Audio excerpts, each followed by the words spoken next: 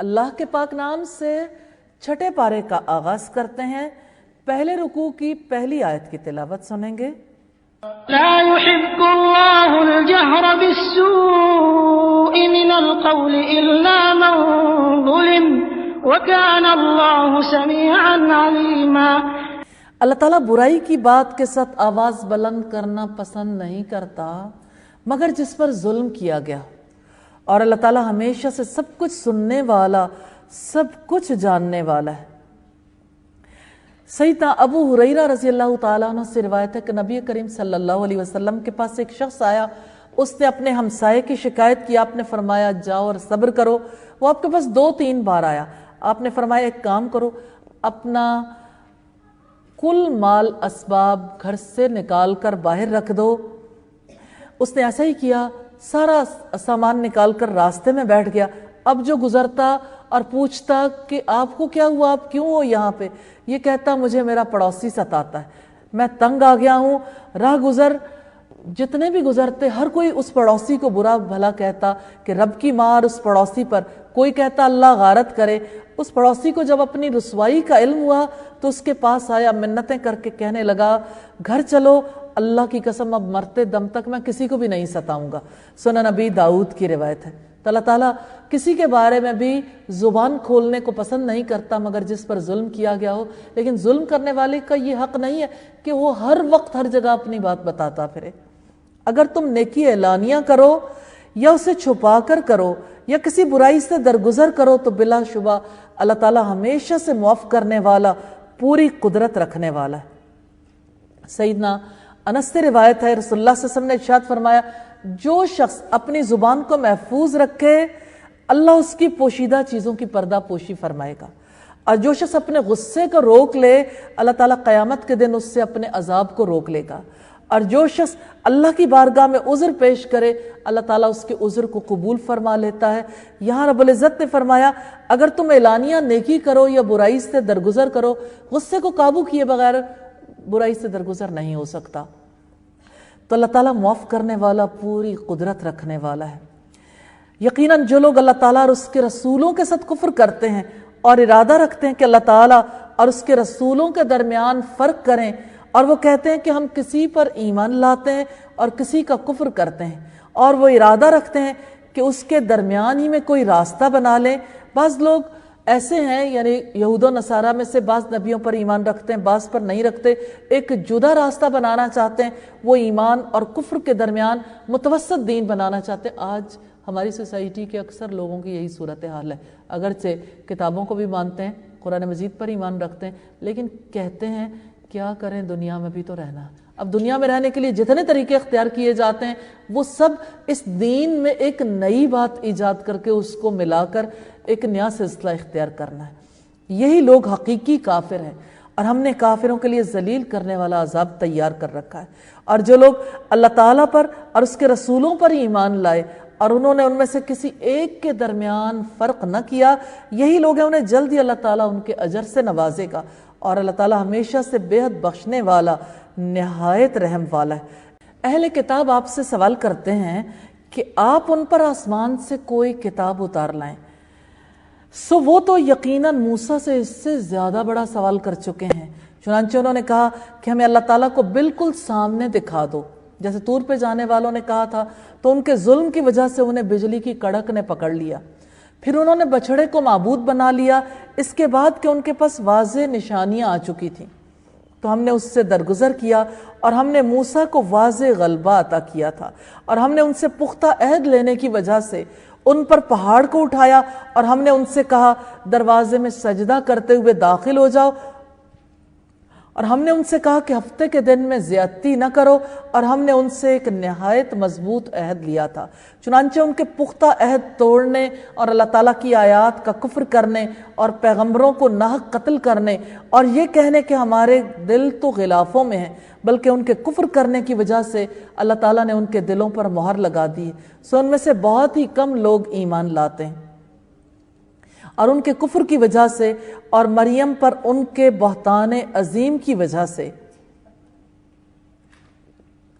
اور ان کے کہنے کی وجہ سے کہ یقیناً اللہ تعالیٰ کے رسول مسیح ابن مریم کو ہم نے قتل کیا، حالانکہ انہوں نے اسے قتل نہیں کیا اور نہ اسے سولی چڑھایا، بلکہ ان کے لیے اس کی شبیہ بنا دی گئی، اور بلا شبہ جن لوگوں نے اس میں اختلاف کیا یقیناً وہ اس کے بارے میں شک میں ہیں، انہیں اس کے بارے میں گمان کا پیچھا کرنے کے سوا کوئی علم نہیں، اور انہوں نے یقیناً اسے قتل نہیں کیا بلکہ اللہ تعالیٰ نے اسے اپنی طرف اٹھا لیا، اور اللہ تعالیٰ ہمیشہ سے سب پر غالب کمال حکمت والا ہے۔ حضرت عیسیٰ علیہ السلام کو اللہ تعالیٰ نے جب آسمانوں پر بلایا تھا، اس سے پہلے یہودیوں نے سازش کی تھی کہ عیسیٰ علیہ السلام کو مصلوب کر دیا جائے، لیکن اللہ تعالیٰ نے کس طرح سے ان کی شبیہ کسی دوسرے شخص پر ڈال دی، اسی کو مصلوب کیا گیا، اور عیسیٰ علیہ السلام کو اللہ تعالیٰ نے جسم روح کے ساتھ آسمانوں پر اٹھا لیا۔ اسی کا تذکرہ اس آیت میں بھی ہے، اور اہل کتاب میں سے کوئی ایسا نہیں مگر اس کی موت سے پہلے اس پر ضرور ایمان لائے گا، اور قیامت کے دن وہ ان پر گواہ ہوگا۔ عیسیٰ علیہ السلام کی دنیا میں دوبارہ آمد ہوگی۔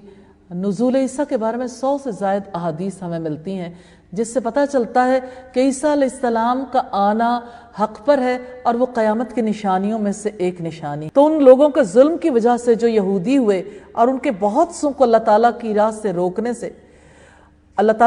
روکنے کی وجہ سے ہم نے ان پر پاک چیزیں بھی حرام کر دی جو ان کے لیے حلال کی گئی تھیں، اور ان کے سود لینے کی وجہ سے یہ چارج شیٹ ہے یہودیوں کے خلاف، حالانکہ یقیناً انہیں اس سے منع کیا گیا تھا، اور ان کے لوگوں کے مال کو باطل طریقوں سے کھانے کی وجہ سے، اور ہم نے ان میں سے کافروں کے لیے دردناک عذاب تیار کر رکھا ہے۔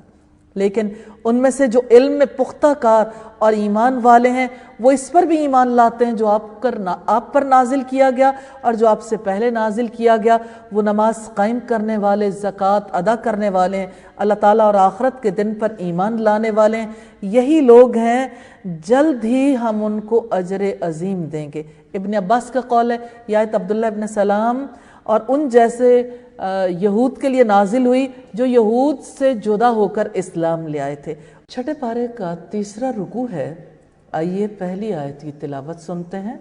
إنا أوحينا إليك كما أوحينا إلى نوح والنبيين من بعده وأوحينا إلى إبراهيم وإسماعيل وإسحاق ويعقوب والأسباط وعيسى وأيوب ويونس وهارون وسليمان وآتينا داود زبورا۔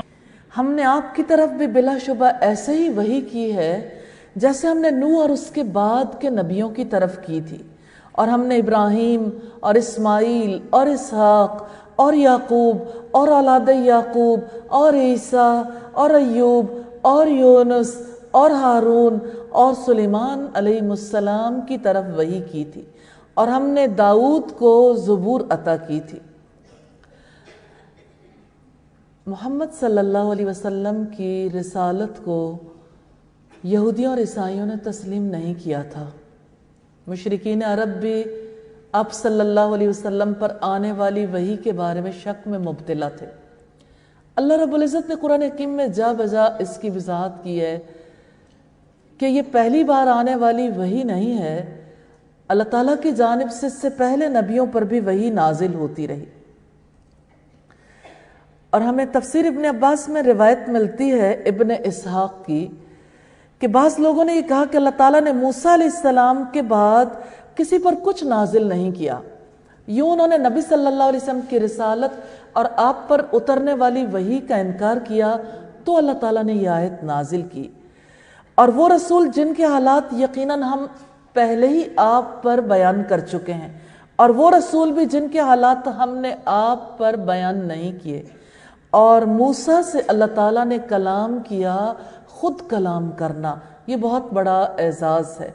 وہ رسول خوشخبری دینے والے اور ڈرانے والے تھے تاکہ لوگوں کے لیے رسولوں کے بعد اللہ تعالیٰ پر کوئی حجت نہ رہے، اور اللہ تعالیٰ ہمیشہ سے سب پر غالب کمال حکمت والا ہے۔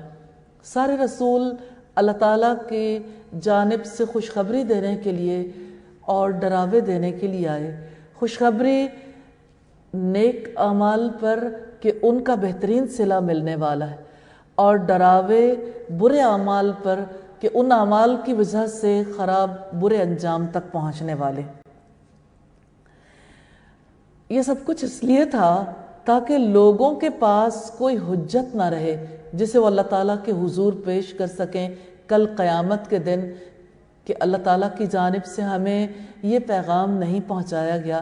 تو اللہ تعالیٰ نے رسولوں کو اسی مقصد کے لیے بھیجا تاکہ وہ خوشخبری دیں، لوگوں کے دلوں کے اندر سے گھٹن دور ہو، لوگوں کے دل اللہ تعالیٰ کی طرف مائل ہوں، اور ڈراوے دیں تاکہ سرکش لوگ اپنی سرکشی سے باز آ جائیں۔ لیکن اللہ تعالیٰ اس پر گواہی دیتا ہے جو کہ اس نے آپ پر اتارا ہے، کہ اس نے اسے اپنے علم سے اتارا ہے، اور فرشتے بھی گواہی دیتے ہیں، اور اللہ تعالیٰ کافی گواہ ہے۔ اللہ تعالیٰ نے گواہی دی ہے کہ جو کچھ اس نے محمد صلی اللہ علیہ وسلم پر نازل کیا اپنے علم سے نازل کیا ہے، جس کو معلوم کرنے کا انسانوں کے پاس کوئی ذریعہ نہیں۔ جیسا کہ اللہ رب العزت نے فرمایا یعلم ما بین ایدیہم وما خلفہم ولا یحیطون بہ علما، یقیناً جن لوگوں نے کفر کیا اور اللہ تعالیٰ کے راستے سے روکا وہ یقیناً گمراہ ہو گئے، بہت دور کا گمراہ ہونا۔ یقیناً جن لوگوں نے کفر کیا اور ظلم کیا، اللہ تعالیٰ ہمیشہ سے ایسا نہیں ہے کہ وہ انہیں بخش دے، اور نہ ہی یہ کہ ان کو کسی راستے کی طرف ہدایت دے۔ یہ ظلم ان کے کفر پر اضافہ ہے، ورنہ جب ظلم کا اطلاق کیا جاتا ہے تو کفر اس کے اندر شامل ہوتا ہے۔ ظلم کا مطلب ہے حقدار کو اس کا حق نہ دینا، کسی چیز کو اس کے جائز مقام پر نہ رکھنا۔ تو انسان ظلم کرتا ہے جب اپنے رب کا، جب اللہ کی وحی کا، جب اس کے رسولوں کا انکار کرتا ہے، کیونکہ رسول انسانوں کی ہدایت کے لیے آئے، وہی اللہ تعالیٰ کی جانب سے آئی۔ جب کوئی انکار کرتا ہے تو اپنے اوپر بھی ظلم کرتا ہے، اور جس نے وہ ہدایات بھیجی اس پر بھی ظلم کرتا ہے۔ مگر جہنم کا راستہ جس میں وہ ابدالآباد تک ہمیشہ رہیں گے، اور یہ اللہ تعالیٰ پر ہمیشہ سے بہت ہی آسان ہے، کیونکہ اللہ رب العزت کے پاس جب سب لوگ پہنچ جائیں گے، اپنے اعمال کی جزا پالیں گے، پھر کبھی اپنے انجام سے بچ نہیں پائیں گے۔ رب العزت نے فرمایا یا ایھا الناس، اے لوگو، قد جاءکم الرسول بالحق من ربکم، یقیناً تمہارے پاس تمہارے رب کی جانب سے رسول حق لے کر آیا ہے، چنانچہ تم ایمان لے آؤ، تمہارے لیے یہی بہتر ہوگا، اور اگر تم کفر کرو گے تو بلا شبہ اللہ تعالیٰ ہی کا ہے جو بھی آسمانوں میں ہے اور جو زمین میں ہے، اور اللہ تعالیٰ ہمیشہ سے سب کچھ جاننے والا، کمال حکمت والا۔ جو اللہ کے کسی حکم کا یا اللہ تعالیٰ کی شریعت کا انکار کرتا ہے، کفر کرتا ہے، تو زمین و آسمان کے مالک کا کوئی نقصان نہیں کرتا، بلکہ انکار کر کے ہر ایک اپنا نقصان کرتا ہے۔ اللہ تعالیٰ کو تمام گناہ گاروں کے گناہ نقصان نہیں پہنچا سکتے، بندہ انکار کر کے صرف اپنے آپ کو نقصان پہنچاتا ہے۔ پھر رب العزت نے فرمایا یا اہل الکتاب لا تغلوا فی دینکم ولا تقولوا علی اللہ الا الحق، اے اہل کتاب اپنے دین میں حد سے نہ گزرو اور اللہ تعالیٰ پر حق کے علاوہ کچھ نہ کہو۔ یقیناً مسیح ابن مریم اللہ تعالیٰ کا رسول اور اس کا کلمہ ہے، جو اس نے مریم کی طرف القاء کیا، اور اس کی طرف سے ایک روح ہے۔ چنانچہ اللہ تعالیٰ اور اس کے رسولوں پر ایمان لے آؤ، اور مت کہو کہ تین ہیں، جیسے عیسائی کہتے تھے کہ خدا بیٹا، یعنی باپ بیٹا روح القدس، اور کچھ عیسائیوں کا یہ عقیدہ ہے کہ باپ بیٹا اور ماں یعنی حضرت مریم، یہ تینوں یعنی الوہیت کا حق رکھتے ہیں، نعوذ باللہ۔ اللہ رب العزت نے فرمایا باز آ جاؤ، یہی تمہارے لیے بہتر ہے۔ یقیناً اللہ تعالیٰ صرف ایک معبود ہے، وہ پاک ہے اس سے کہ اس کی کوئی اولاد ہو، اسی کا ہے جو بھی آسمانوں میں ہے اور جو بھی زمین میں ہے، اور اللہ تعالیٰ ہی وکیل کافی ہے۔ مسیح اس بات سے ہرگز ظاہر نہیں رکھے گا کہ وہ اللہ تعالیٰ کا بندہ ہو، اور نہ ہی مقرب فرشتے، اور جو اس کی عبادت سے آر رکھے اور تکبر کرے تو عنقریب اللہ تعالیٰ سب کو اپنے پاس جمع کرے گا۔ اللہ تعالیٰ نے فرمایا کہ تمام انبیاء اور فرشتے دیگر بندوں کی طرح ہمارے بندے ہیں، ہمارے غلام ہیں، ہماری مخلوق ہیں۔ بس وہ لوگ جو ایمان لائے ہیں اور جنہوں نے نیکیاں کی تو اللہ تعالیٰ ان کو پورا پورا اجر دے گا اور اپنے فضل سے انہیں مزید بھی عطا کرے گا۔ اور رہے وہ لوگ جنہوں نے آر سمجھا اور تکبر کیا تو انہیں وہ دردناک عذاب دے گا، اور وہ اللہ تعالیٰ کے سوا اپنے لیے نہ کوئی دوست پائیں گے اور نہ کوئی مددگار۔ بات ہے یہاں پہ کہ اللہ تعالیٰ اپنے فضل سے ان لوگوں کو مزید عطا کرے گا جو ایمان لائے اور جنہوں نے نیک عمل کیے، یعنی اللہ تعالیٰ ان کے اعمال کے اس ثواب کو ان تک پہنچائے گا جو وہ اپنے اعمال سے حاصل نہیں کر سکتے۔ ان کے افعال ایسے نہیں ہیں کہ اس ثواب کو پہنچ سکیں، اور اس ثواب کا وہ اپنے ذہن میں اپنے دل میں تصور بھی نہیں لا سکتے۔ وہ مولا کتنا کریم ہے، بندے کا کام کتنا چھوٹا ہوتا ہے اور اس پر اجر کثیر عطا فرماتا ہے۔ یا ایھا الناس قد جاءکم برہان من ربکم، اے لوگو تمہارے رب کی جانب سے تمہارے پاس ایک واضح دلیل آئی ہے اور ہم نے تمہاری جانب ایک واضح نور اتار دیا۔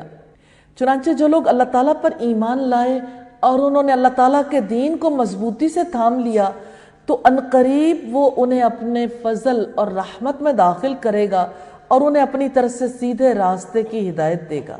وہ آپ سے فتویٰ پوچھتے ہیں، آپ کہہ دیں اللہ تعالیٰ تمہیں کلالہ کے بارے میں فتویٰ دیتا ہے۔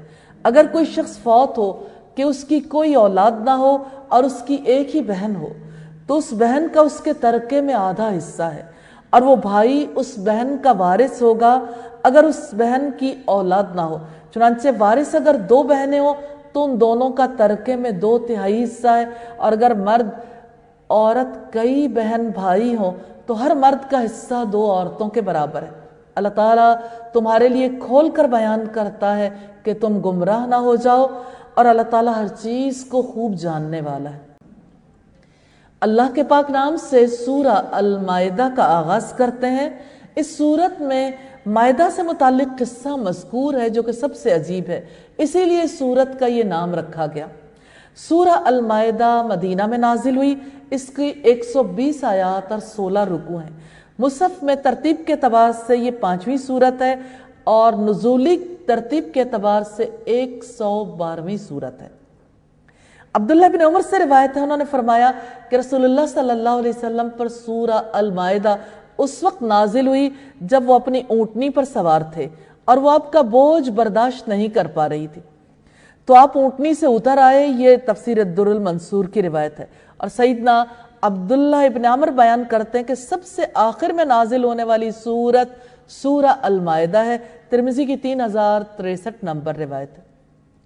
سورت کا پہلا رکوع ہے اور پارے کا 5واں رکوع۔ بسم اللہ الرحمن الرحیم، اللہ کے پاک نام سے اس کا آغاز کرتے ہیں۔ آئیے پہلی آیت کی تلاوت سنتے ہیں۔ يا أيها الذين آمنوا أوفوا بالعقود أحلت لكم بهيمة الأنعام إلا ما يتلى عليكم غير محل الصيد وأنتم حرم إن الله يحكم ما يريد۔ اے لوگو جو ایمان لائے ہو، معاہدوں کو پورا کرو۔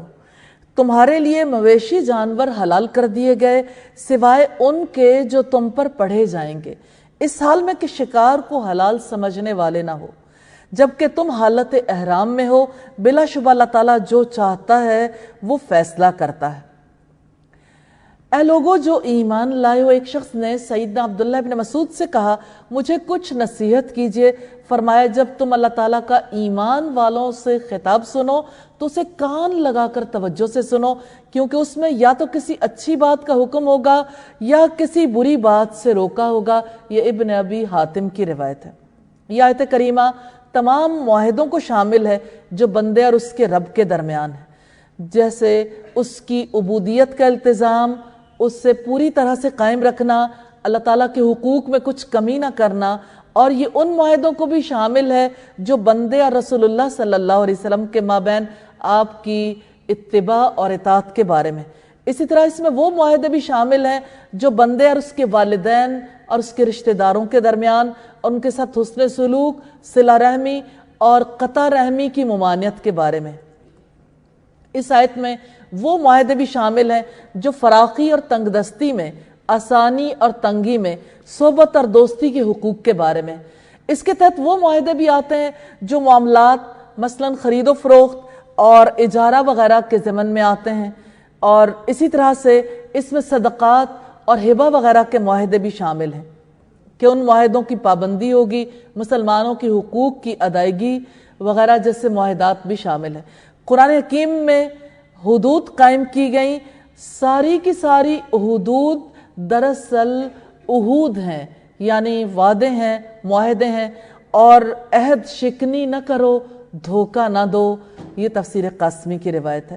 معاہدہ توڑنے والوں کے بارے میں رب العزت نے وعید سنائی ہے، جو لوگ اللہ تعالیٰ کے عہد کو اس کی پختگی کے بعد توڑ ڈالتے ہیں اور وہ اس کو کاٹ ڈالتے ہیں جس کے بارے میں اللہ تعالیٰ نے حکم دیا کہ انہیں ملایا جائے، اور زمین میں فساد کرتے ہیں، یہی لوگ ہیں، ان کے لیے لعنت ہے اور ان کے لیے گھر کی خرابی ہے۔ یہ سورہ الرعد کی آیت نمبر 25 ہے۔ جب اللہ تعالیٰ کا کوئی حکم آتا ہے کتنی آسانی کے ساتھ لوگ سنتے ہیں، پھر سننے کے بعد اپنی مرضی کرتے ہیں۔ کیا عہد شکنی نہیں ہوتی؟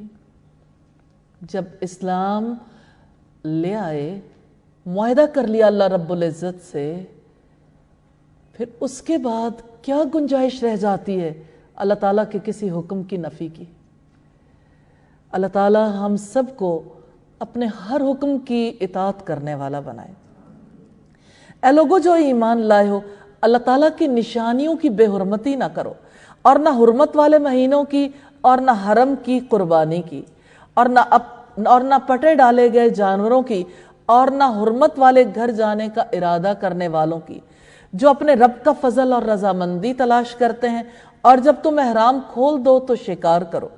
اور کسی قوم کی دشمنی کہ اس نے تمہیں مسجد حرام سے روکا تھا، تمہیں ہرگز اس بات کا مجرم نہ بنا دے کہ تم حد سے بڑھ جاؤ، اور تم نیکی اور تقوی کے کاموں میں ایک دوسرے سے تعاون کرو، اور گناہ اور زیادتی پر ایک دوسرے سے تعاون نہ کرو، اور اللہ تعالیٰ سے ڈرو، بلا شبہ اللہ تعالیٰ سخت سزا دینے والا ہے۔ بات ہے اللہ تعالیٰ کی حرمتوں کی، حرمت والے گھر کا ارادہ کرنے والے جانوروں کی جن کے گلے میں پٹے ڈالے گئے ہوں، یا دوسری حرمتوں کی۔ رب العزت نے اپنے پاک کلام میں فرمایا وَمَن يُعَظِّمْ شَعَائِرَ اللَّهِ، اور جو اللہ کے شاعر کی تعظیم کرتا ہے، فَإِنَّهَا مِن تَقْوَى الْقُلُوبِ، تو یقیناً یہ دلوں کے تقوی سے۔ یہ سورہ الحج کی آیت نمبر 32 ہے۔ وَتَعَاوَنُوا عَلَى الْبِرِّ وَالتَّقْوَى، اور تم نیکی اور تقوی میں ایک دوسرے کے ساتھ تعاون کرو۔ اس مقام پر تقوی تمام ظاہری اور باطنی اعمال کو ترک کرنے کا نام ہے جو اللہ تعالیٰ اور اس کے رسول کو ناپسند ہیں، اور ان تمام اعمال کو اپنانے کا نام ہے جن کا اللہ اور اس کے رسول نے حکم دیا ہے۔ حرمت علیکم المیتۃ والدم ولحم الخنزیر وما اہل لغیر اللہ بہ، تم پر حرام کر دیا گیا مردار، خون، سور کا گوشت، اور وہ جس پر اللہ تعالیٰ کے سوا کسی کا نام پکارا جاتا ہے، اور گلا گھٹنے سے مرنے والا جانور، اور چوٹ لگنے سے مرنے والا جانور، اور بلندی سے گر کر مرنے والا، اور سینگ لگنے سے مرنے والا، اور جسے درندے نے کھایا ہو مگر جسے تم نے ذبح کیا ہو، اور جو کسی آستانے پر ذبح کیا گیا ہو، اور یہ بھی حرام ہے کہ تم تیروں کے ساتھ قسمت کا حال معلوم کرو، یہ نافرمانی ہے۔ آج تمہارے دین سے وہ لوگ مایوس ہو گئے جنہوں نے کفر کیا، چنانچہ تم ان سے نہ ڈرو اور تم مجھ سے ڈرو۔ آج میں نے تمہارے لیے تمہارے دین کو مکمل کر دیا اور تم پر اپنی نعمت پوری کر دی ہے، اور تمہارے لیے اسلام کو بطور دین پسند کیا ہے۔ چنانچہ جو شخص بھوک میں مجبور کیا جائے کہ گناہ کے لیے مائل ہونے والا نہ ہو، تو بلا شبہ اللہ تعالیٰ بے حد بخشنے والا، نہایت رحم والا ہے۔ وہ آپ سے پوچھتے ہیں کہ ان کے لیے کیا حلال کیا گیا ہے؟ آپ کہہ دیں تمہارے لیے پاک چیزیں حلال کر دی گئیں، اور شکاری جانوروں میں سے جو تم نے سدھا رکھے ہیں جنہیں تم شکاری بنانے والے ہو، تم انہیں سکھاتے ہو اس میں سے جو اللہ تعالیٰ نے تمہیں سکھایا ہے، چنانچہ وہ جو تمہارے لیے پکڑ کر رکھے ہیں اس میں سے کھاؤ اور اس پر اللہ تعالیٰ کا نام ذکر کرو اور اللہ تعالیٰ سے ڈرتے رہو، بلا شبہ اللہ تعالیٰ بہت جلد حساب لینے والا ہے۔ محمد بن کعب قرظی سے روایت ہے کہ جب رسول اللہ نے کتوں کو مار ڈالنے کا حکم دیا تو صحابہ نے دریافت کیا کہ اللہ کے رسول ہمارے لیے کس قسم کے جانور حلال ہیں؟ اس پر یہ آیت نازل ہوئی۔ رسول اللہ نے ہر ایسے جانور کو کھانے سے منع کیا جو اپنے دانتوں سے چیر پھاڑ کر کھاتا ہے، جیسے شیر، بھیڑیا، چیتا، بلی، کتا وغیرہ، اور ہر ایسے پرندے سے منع فرمایا جو پنجے والا ہو، یعنی پنجے سے دوسرے جانور کو شکار کر کے کھاتا ہو۔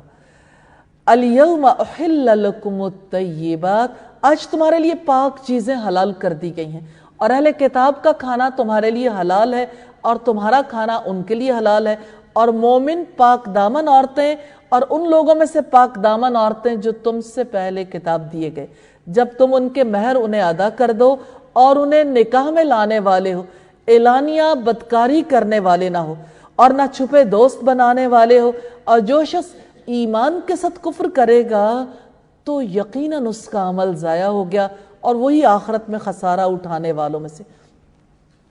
جو شخص کفر کی حالت میں وفات پاتا ہے، اگر اس نے پہلے اسلام لا کر نیک اعمال کیے اس کے وہ سارے اعمال ضائع ہو جاتے ہیں۔ یہاں اس سے مراد وہ افراد ہیں جو مرتد ہو جاتے ہیں۔ رب العزت نے فرمایا وَمَن يَرْتَدِدْ مِنْكُمْ عَنْ دِينِهِ فَيَمُتْ وَهُوَ كَافِرٌ فَأُولَئِكَ حَبِطَتْ أَعْمَالُهُمْ فِي الدُّنْيَا وَالْآخِرَةِ وَأُولَئِكَ أَصْحَابُ النَّارِ هُمْ فِيهَا خَالِدُونَ۔ اور تم میں سے جو اپنے دین سے پھر جائے، پھر وہ مر جائے اس حال میں کہ وہ کافر ہو، تو یہی لوگ ہیں جن کے اعمال دنیا اور آخرت میں ضائع ہو گئے، اور یہی لوگ آگ والے ہیں، وہ اس میں ہمیشہ رہنے والے ہیں۔ یہ سورہ البقرہ کی آیت ہے، رکوع نمبر 6 ہے۔ آئیے پہلی آیت کی تلاوت سنتے ہیں۔ يا أيها الذين آمنوا إذا قمتم إلى الصلاة فاغسلوا وجوهكم وأيديكم إلى المرافق وامسحوا برؤوسكم وأرجلكم إلى الكعبين وإن كنتم جنبا فاطهروا وإن كنتم مرضى أو على سفر أو جاء أحد منكم من الغائط أو لامستم النساء فلم تجدوا ماء فتيمموا صعيدا طيبا فامسحوا بوجوهكم وأيديكم منه ما يريد الله ليجعل عليكم من حرج ولكن يريد ليطهركم وليتم نعمته عليكم لعلكم تشكرون۔ اے لوگو جو ایمان لائے ہو، جب تم نماز کے لیے اٹھو تو اپنے چہروں اور اپنے ہاتھوں کو کوہنیوں تک دھو لو، اور اپنے سروں کا مسح کرو اور اپنے پاؤں کو ٹخنوں تک دھو لو، اور اگر تم جنابت میں ہو تو غسل کر لو، اور اگر تم مریض ہو یا سفر میں ہو یا تم میں سے کوئی قضائے حاجت سے آیا ہو یا تم نے عورتوں سے مباشرت کی ہو، پھر تم پانی نہ پاؤ تو پاک مٹی سے تیمم کرو، سو اپنے چہروں اور ہاتھوں پر اس سے مسح کر لو۔ اللہ تعالیٰ ارادہ نہیں رکھتا کہ تم پر کوئی تنگی کرے، لیکن وہ ارادہ رکھتا ہے کہ تمہیں پاک کرے اور تاکہ تم پر اپنی نعمت پوری کرے، تاکہ تم شکر ادا کرو۔ اللہ رب العزت نے حکم دیا ہے نماز کے لیے وضو کا، یہ پہلا حکم ہے۔ بریدہ کہتے ہیں کہ نبی صلی اللہ علیہ وسلم ہر نماز کے لیے وضو کیا کرتے تھے۔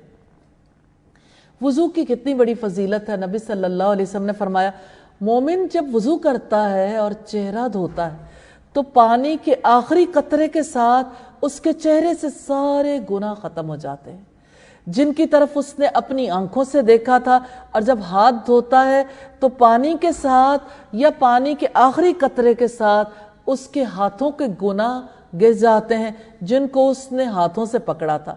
اسی طرح جب وہ پاؤں دھوتا ہے تو پانی کے ساتھ یا پانی کے آخری قطرے کے ساتھ تمام گناہ جھڑ جاتے ہیں جن کی طرف وہ چل کر گیا تھا، حتیٰ کہ وہ گناہوں سے صاف ہو کر نکلتا ہے۔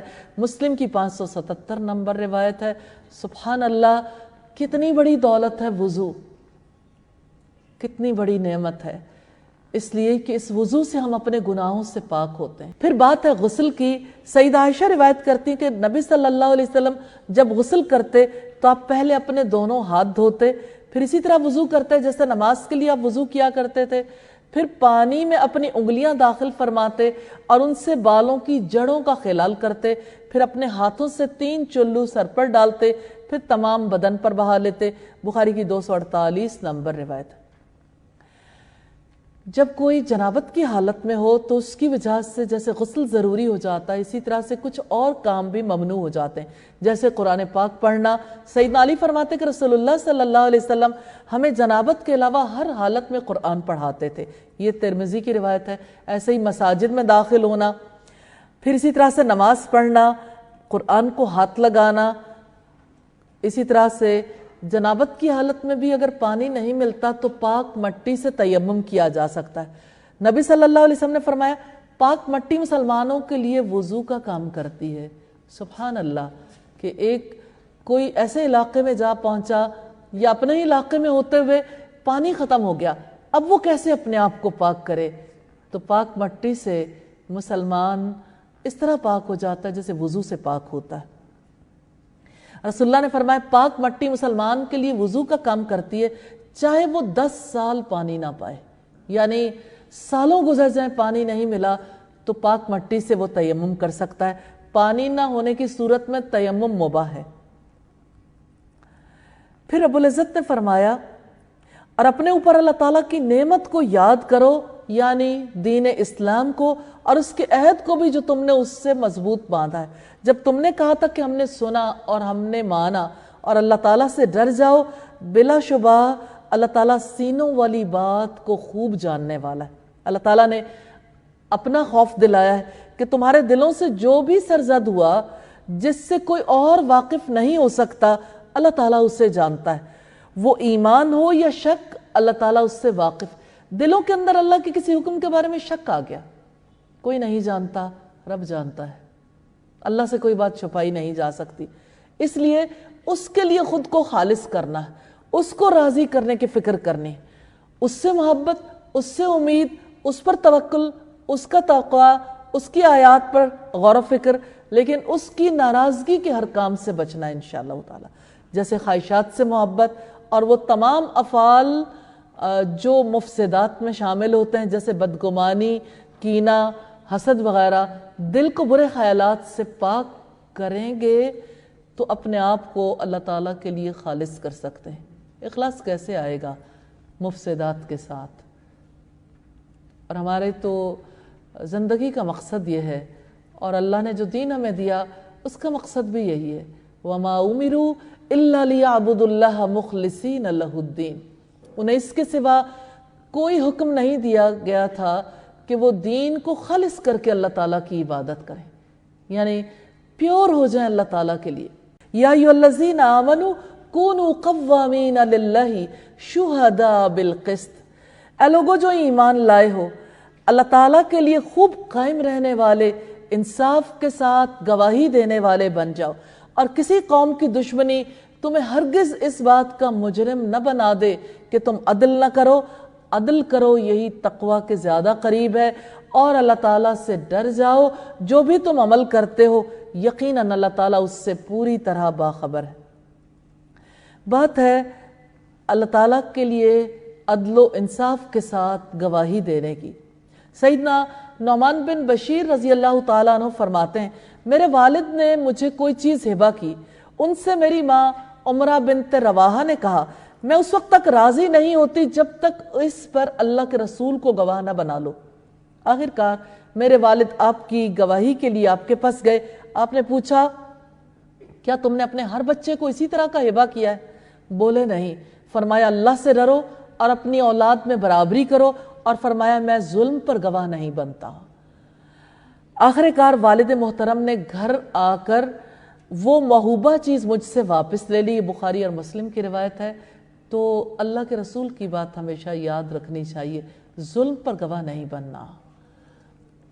وعد اللہ الذین آمنوا وعملوا الصالحات، ان لوگوں سے جو ایمان لائے اور جنہوں نے نیکیاں کی ہیں، اللہ تعالیٰ نے وعدہ کیا ہے کہ ان کے لیے بڑی بخشش اور بہت بڑا اجر ہے، اور جن لوگوں نے کفر کیا اور ہماری آیات کو جھٹلایا ایسے لوگ دوزخ والے ہیں۔ اے لوگوں جو ایمان لائے ہو، اپنے اوپر اللہ تعالیٰ کی نعمت کو یاد کرو جب کچھ لوگوں نے ارادہ کیا تھا کہ وہ تمہاری طرف اپنے ہاتھ بڑھائیں، چنانچہ اللہ تعالیٰ نے ان کے ہاتھوں کو تم سے روک دیا، اور اللہ تعالیٰ سے ڈر جاؤ۔ پس لازم ہے کہ مومن اللہ تعالیٰ پر توکل کریں، اپنے اوپر اللہ تعالیٰ کی نعمت کو یاد کرو۔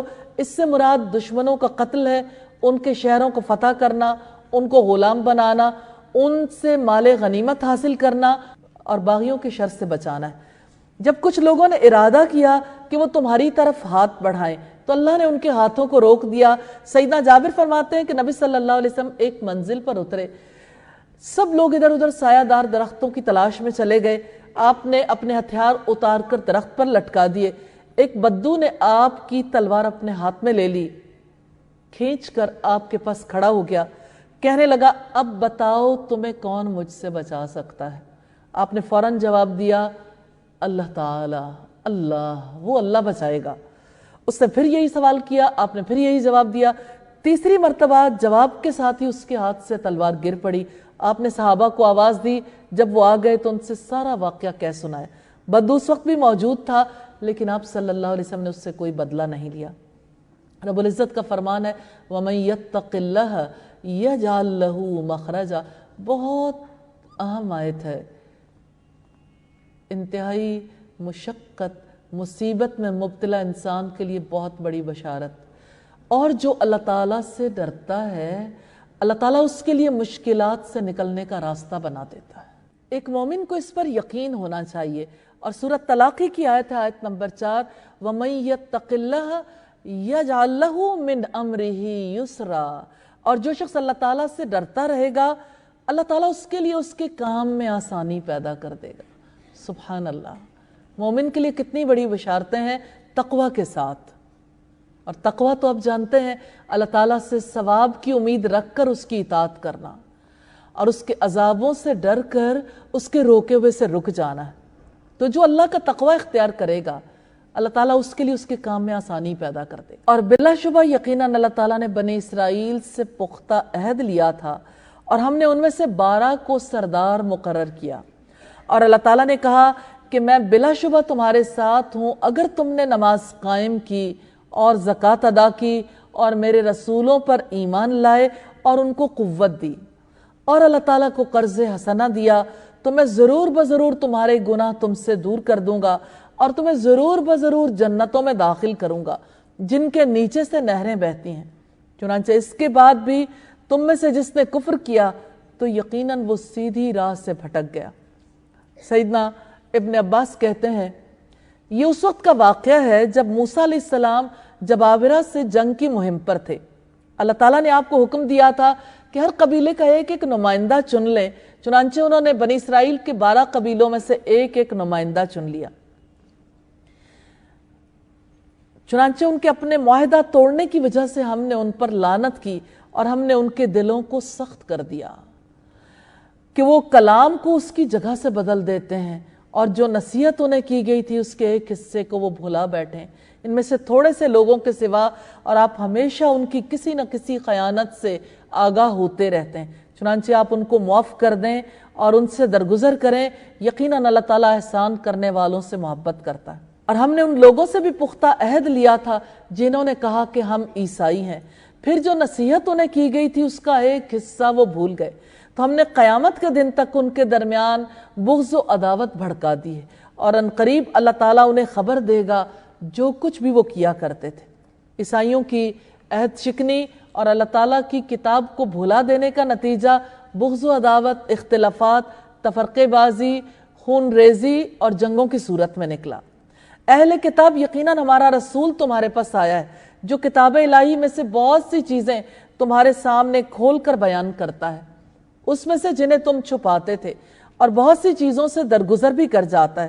یقیناً تمہارے پاس اللہ تعالیٰ کی طرف سے ایک روشنی اور واضح کتاب، اس کے ذریعے اللہ تعالیٰ اس کو سلامتی کے راستے کی ہدایت دیتا ہے جو اس کی رضا کے پیچھے چلا، اور وہ اپنے حکم سے انہیں اندھیروں سے نکال کر روشنی میں لاتا ہے اور انہیں سیدھے راستے کی طرف ہدایت دیتا ہے۔ سیدنا جابر رضی اللہ تعالیٰ عنہ سے روایت ہے کہ رسول اللہ صلی اللہ علیہ وسلم نے فرمایا، میری اور تمہاری مثال اس آدمی کی طرح ہے جس نے آگ جلائی تو پتنگے پروانے اس پر گرنے لگے، وہ ان کو آگ سے دور ہٹاتا رہتا ہے، میں بھی تمہاری کمروں سے پکڑ پکڑ کر تمہیں آگ سے بچا رہا ہوں، لیکن تم میرے ہاتھوں سے چھوٹے جاتے ہو اور جہنم کی آگ میں گرتے جاتے ہو۔ صحیح مسلم کی روایت ہے 5958 نمبر پر۔ بلا شبہ یقیناً ان لوگوں نے کفر کیا جنہوں نے کہا یقیناً مسیح ابن مریم ہی اللہ تعالیٰ ہے۔ آپ کہہ دو پھر کون اللہ تعالیٰ سے کسی چیز کا اختیار رکھتا ہے اگر وہ مسیح ابن مریم کو اور اس کی ماں کو اور جو بھی زمین میں ہے سب کو ہلاک کر دے۔ آسمانوں اور زمین اور ان کے درمیان کی بادشاہت اللہ ہی کے لیے، اور جو کچھ وہ چاہتا ہے وہ پیدا کرتا ہے۔ اللہ تعالیٰ ہر چیز پر پوری طرح قدرت رکھنے والا ہے۔ وقالت اليہود والنصارى نحن ابناء اللہ واحباؤہ، اور یہودیوں اور عیسائیوں نے کہا ہم اللہ کے بیٹے اور اس کے محبوب ہیں۔ آپ کہہ دیں پھر وہ تمہارے گناہوں پر تمہیں سزا کیوں دیتا ہے؟ بلکہ تم بھی انسان ہو ان میں سے جو اس نے پیدا کیے۔ وہ اللہ جس کے لیے چاہتا ہے بخش دیتا ہے اور جس کو چاہتا ہے عذاب دیتا ہے۔ آسمانوں کی اور زمین کی اور ان کے درمیان کی بادشاہت اللہ تعالیٰ کے لیے، اسی کی طرف لوٹ کر جانا ہے۔ اہل کتاب یقیناً رسولوں کے ایک وقفے کے بعد تمہارے پاس ہمارا رسول آ گیا ہے جو تمہارے لیے کھول کر بیان کرتا ہے کہ تم یہ نہ کہو کہ ہمارے پاس کوئی خوشخبری دینے والا نہیں آیا اور نہ کوئی ڈرانے والا آیا، تو یقیناً تمہارے پاس خوشخبری دینے والا اور ڈرانے والا آ گیا ہے، اور اللہ تعالیٰ ہر چیز پر پوری طرح قدرت رکھنے والا ہے۔ اور جب موسیٰ نے اپنی قوم سے کہا اے میری قوم اپنے اوپر اللہ تعالیٰ کی نعمت کو یاد کرو جب اس نے تم میں سے انبیاء بنائے اور تمہیں بادشاہ بنایا، اور اس نے تمہیں وہ کچھ دیا جو جہانوں میں کسی کو نہیں دیا تھا۔ اللہ تعالیٰ نے امت مسلمہ سے پہلے بنی اسرائیل کا انتخاب کیا تھا۔ اللہ تعالیٰ کا یہ قاعدہ ہے کہ اپنا پیغام پہنچانے کے لیے کسی گروہ کا انتخاب کر لیتا ہے۔ قدیم دور میں یہ اعزاز بنی اسرائیل کے پاس تھا، اسی لیے ان کی تاریخ کا تذکرہ کیا گیا۔ اس تذکرے میں حکمت کے کئی ایک پہلو ہیں۔ پہلا پہلو یہ کہ بنی اسرائیل کی تاریخ بتاتی ہے کہ وہ ہمیشہ حق کے دشمن رہیں۔ اللہ تعالیٰ کو یہ علم تھا کہ وہ پوری اسلامی تاریخ میں مسلمانوں کے دشمن رہیں گے، اس لیے ان کی تاریخ کھول کر مسلمانوں کے سامنے رکھ دی گئی۔ اے میری قوم اس پاک زمین میں داخل ہو جاؤ جو اللہ تعالیٰ نے تمہارے لیے لکھ دی ہے، اور اپنی پیٹھوں پر نہ پھر جاؤ ورنہ تم خسارہ پانے والے ہو کر پلٹو گے۔ اس سے مراد کنعان اور فلسطین کا علاقہ ہے۔ یہ وہ علاقہ ہے جہاں سیدنا ابراہیم علیہ السلام، سیدنا اسحاق علیہ السلام، سیدنا یعقوب علیہ السلام نے اللہ تعالیٰ کے دین کی دعوت کا آغاز کیا تھا۔ چونکہ اللہ تعالیٰ کی بڑائی، اللہ تعالیٰ کی توحید کی پہلی پکار اس زمین سے اٹھی تھی، اسی لیے اسے مقدس سرزمین کہا گیا۔ انہوں نے کہا کہ اے موسیٰ بلا شبہ اس میں ایک جابر قوم ہے، اور بلا شبہ اس میں ہم ہرگز داخل نہیں ہوں گے یہاں تک کہ وہ اس سے نکل جائیں، چنانچہ اگر وہ خود نکل جائیں تو یقیناً ہم داخل ہونے والے ہیں۔ اس سے مراد عمالقہ ہیں، بڑے قداور، زوراور اور تگڑے لوگ تھے، اور ایسے لوگ تھے جن کا مقابلہ بنی اسرائیل کر نہیں سکتے تھے۔ بنی اسرائیل کے 12 افراد کو حضرت موسیٰ نے اللہ کے حکم کے مطابق منتخب کیا 12 قبائل سے، اور بنی اسرائیل کو فلسطین کے حالات دریافت کرنے کے لیے بھیجا، یعنی ان 12 افراد کو۔ انہوں نے ملک کے باشندوں کے بارے میں یہ بتایا کہ وہ زور آور ہیں، زمین زرخیز اور شاداب ہے۔ جب ان کے زور اور قوت کے بارے میں پتہ چلا تو ان کے حوصلے ٹوٹ گئے، مصر جانے کے بارے میں سوچنے لگے۔ بنی اسرائیل اس بات کو بھول گئے کہ اللہ تعالیٰ نے فلسطین کی وراثت، ان کی میراث دینے کا وعدہ فرمایا۔ یہودی سست رہنا چاہتے تھے، آرام طلب تھے، سستی فتح چاہتے تھے جس کے لیے انہیں کوئی کوشش نہ کرنی پڑے۔ ان لوگوں میں سے 2 آدمیوں نے کہا جو اللہ تعالیٰ سے ڈرتے تھے، جن پر اللہ تعالیٰ نے انعام کیا تھا، ان پر دروازے سے داخل ہو جاؤ، پھر جب تم اس سے داخل ہو جاؤ گے تو یقیناً تم ہی غالب رہنے والے ہو، اور اللہ تعالیٰ ہی پر توکل کرو اگر تم مومن ہو۔ انہوں نے کہا کہ اے موسیٰ بے شک ہم اس وقت تک ہرگز اس میں کبھی داخل نہیں ہوں گے جب تک وہ لوگ اس میں رہیں گے۔ سو تم اور تمہارا رب دونوں جا کر لڑو، یقیناً ہم تو یہاں بیٹھنے والے۔ اس نے کہا میرے رب یقیناً میں اپنی ذات اور اپنے بھائی کے سوا کسی پر اختیار نہیں رکھتا، سو تو ہمارے اور اس نافرمان قوم کے درمیان علیحدگی کر دے۔ سیدنا ہارون علیہ السلام اللہ تعالیٰ کے مقرر کردہ وزیر تھے، یعنی حضرت موسیٰ کے وزیر۔ انہوں نے ہر موڑ پر وفاداری کا ثبوت دیا، اس وجہ سے ان پر اعتماد تھا، اور اپنے ساتھ سیدنا ہارون علیہ السلام کے لیے بھی سیدنا موسیٰ علیہ السلام نے نیک جذبات کا اظہار کیا کہ میں اپنے اور اپنے بھائی کے علاوہ کسی کے معاملے کا مالک نہیں ہوں۔ اللہ تعالیٰ نے کہا پھر وہ زمین ان پر 40 سال تک حرام کر دی گئی، یہ لوگ زمین میں بھٹکتے رہیں گے، چنانچہ آپ نافرمان قوم پر غم نہ کریں۔ اللہ تعالیٰ نے ان بدبختوں کو 40 سال تک فاران اور شرق اردن کے درمیان صحراؤں کے حوالے کر دیا، جبکہ وہ مقدس سرزمین کی دہلیز پر تھے۔ اللہ تعالیٰ نے 40 برس تک یہ زمین حرام کر دی تھی، وہ مارے مارے پھرتے رہے، صحرا سے نکلنے کا راستہ نہیں ملتا تھا، کیونکہ اللہ نے ان کے لیے نکلنا حرام کر رکھا تھا۔ رکوع نمبر 9 ہے، آئیے پہلی آیت کی تلاوت سنتے ہیں۔ وَاتْلُ عَلَيْهِمْ نَبَأَ ابْنَيْ آدَمَ بِالْحَقِّ إِذْ قَرَّبَا قُرْبَانًا فَتُقُبِّلَ مِنْ أَحَدِهِمَا وَلَمْ يُتَقَبَّلْ مِنَ الْآخَرِ قَالَ لَأَقْتُلَنَّكَ قَالَ إِنَّمَا يَتَقَبَّلُ اللَّهُ مِنَ الْمُتَّقِينَ۔ اور انہیں آدم کے 2 بیٹوں کا واقعہ برحق پڑھ کر سناؤ۔ جب ان دونوں نے قربانی پیش کی تو ان دونوں میں سے ایک کی قربانی قبول کی گئی اور دوسرے کی قبول نہ کی گئی۔ اس دوسرے نے کہا میں ضرور بضرور تجھے قتل کر دوں گا۔ اس نے جواب دیا کہ بے شک اللہ تعالیٰ صرف متقیوں سے ہی قبول کرتا ہے۔ حافظ ابن کثیر لکھتے ہیں سیدنا آدم علیہ السلام کے دونوں بیٹوں کے بارے میں کہ ان دونوں کا نام حابیل اور قابیل تھا۔ یہ دنیا کی ابتدائی حالت تھی، اس لیے یوں ہوتا تھا کہ سیدنا آدم علیہ السلام کے ہاں ایک حمل سے لڑکی اور لڑکا ہوتے تھے، پھر دوسرے حمل سے بھی لڑکا اور لڑکی ہوتے تھے۔ اس طرح ایک حمل کا لڑکا اور دوسرے حمل کی لڑکی، ان دونوں کا نکاح کروا دیا جاتا تھا۔ حابیل کی بہن تو خوبصورت نہیں تھی اور قابیل کی بہن خوبصورت تھی۔ قابیل نے چاہا اپنی ہی بہن سے اپنا نکاح کر لے، سیدنا آدم علیہ السلام نے اسے منع کیا۔ آخر یہ فیصلہ ہوا کہ تم اللہ کے نام پر کچھ نکالو، جس کی خیرات قبول ہو جائے اس کا نکاح اس کے ساتھ کر دیا جائے گا۔ حابیل کی خیرات قبول ہو گئی، پھر حسد کی وجہ سے دونوں میں یہ واقعات پیش آئے۔ یقیناً اگر تو نے میری جانب اپنا ہاتھ بڑھایا تاکہ تو مجھے قتل کر دے تو میں اپنا ہاتھ تیری جانب بڑھانے والا نہیں کہ میں تجھے قتل کر دوں، یقیناً میں اللہ رب العالمین سے ڈرتا ہوں۔ نبی صلی اللہ علیہ وسلم نے فرمایا جب 2 مسلمان تلواریں لے کر ایک دوسرے کے سامنے آ جاتے ہیں پھر جنگ کرتے ہیں تو قاتل اور مقتول دونوں جہنمی ہیں۔ صحابہ نے عرض کیا اللہ کے رسول یہ تو قاتل ہے، مقتول کا کیا معاملہ ہے، یعنی وہ کیوں جہنم میں جائے گا؟ آپ نے فرمایا اس کی بھی شدید خواہش تھی کہ اپنے ساتھی کو قتل کر دے، موقع جو نہیں ملا۔ بخاری کی 7083 نمبر روایت۔ یقیناً میں ارادہ رکھتا ہوں کہ میرا اور اپنا گناہ تم لے کر لوٹو، پھر تم آگ والوں میں سے ہو جاؤ، اور ظالموں کی یہی جزا ہے۔ چنانچہ اس کے نفس نے اس کے لیے اس کے بھائی کے قتل کو پسندیدہ بنا دیا تو اس نے اسے قتل کر ڈالا، چنانچہ وہ خسارہ اٹھانے والوں میں سے ہو گیا۔ دنیا میں اب جو بھی کوئی قتل کرتا ہے تو اس کے خون کے گناہ کا کچھ حصہ آدم علیہ السلام کے پہلے بیٹے کے حصے میں بھی جاتا ہے، کیونکہ وہ پہلا شخص ہے جس نے قتل کے جرم کی ابتدا کی تھی۔ ترمذی کی 2673 نمبر روایت۔ پھر اللہ تعالیٰ نے ایک کوا بھیجا جو زمین کو ریتتا تھا تاکہ وہ اسے دکھائے کہ کیسے وہ اپنے بھائی کی لاش چھپائے۔ اس نے کہا ہائے میری بربادی، کیا میں اس سے بھی عاجز ہو گیا کہ اس کوے کی مانند ہو جاؤں تو میں اپنے بھائی کی لاش کو چھپا دوں؟